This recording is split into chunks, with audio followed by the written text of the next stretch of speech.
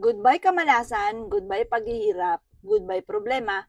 Ngayon po darating mga bossing or bukas July 11 mga bossing. Full moon po yan ng July mga boss. Minsan lang po dumarating mga bossing ko ang full moon sa loob ng isang buwan.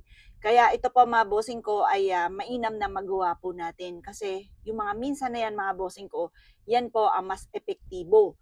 Kung ikaw po ay napakaraming problema, lubog ka sa utang, may mga kaso, or kaya po ang daming pagtatalo or problema ng inyong pong pamilya, ang inyong karelasyon, may mga tukso na kumbaga sakit ng inyong pong ulo na hindi maiwas-iwasan.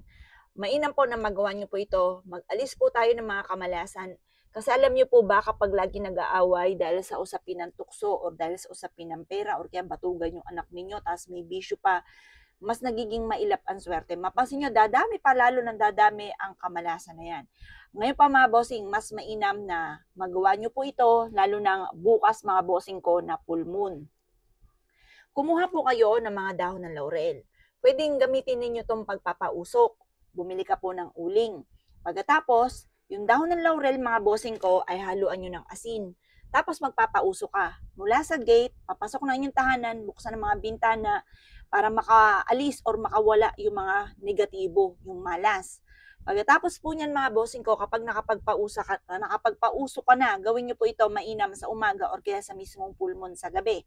Gawin niyo ito ng alas 7 ng gabi.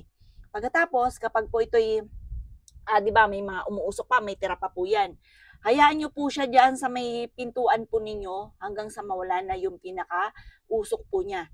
Tapos yung uling mga bossing, 'di ba? Nagpauso ka. Yung uling, kinabukasan, kunin niyo po ito, 'di ba? Wala nang sindi po 'yan.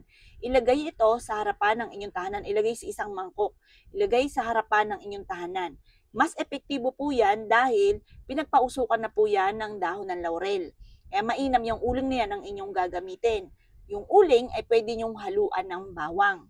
Yung bawang na yan, mga bossing ko, ay money magnet at pantaboy ng mga bad spirit.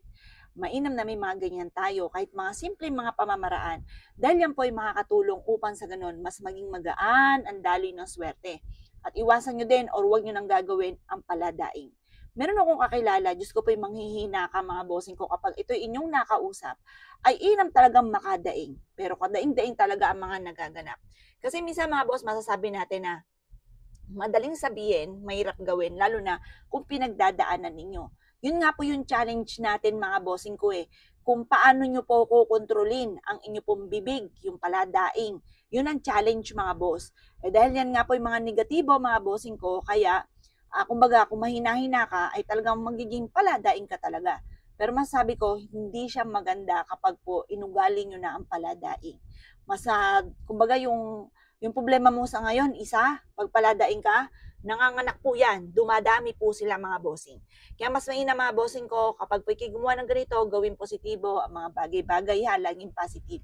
Ngayon po mga bossing ko, kapag yung bawang naman ay natuyo, itapon nyo sa malayo. Tapos gumawa ka ulit ng panibagong bawang. Mainam po mga bossing ko na yung gagamitin nating uling, ay pinagpausukan ng dahon ng laurel. Kasi yung dahon ng laurel, the victory swerte ang pinagkakaloob. At mabisa rin po itong pantaboy ng mga kamalasan. O siya mga boss, kung gagawin niyo po ito bukas na full moon, good luck po sa inyo po lahat.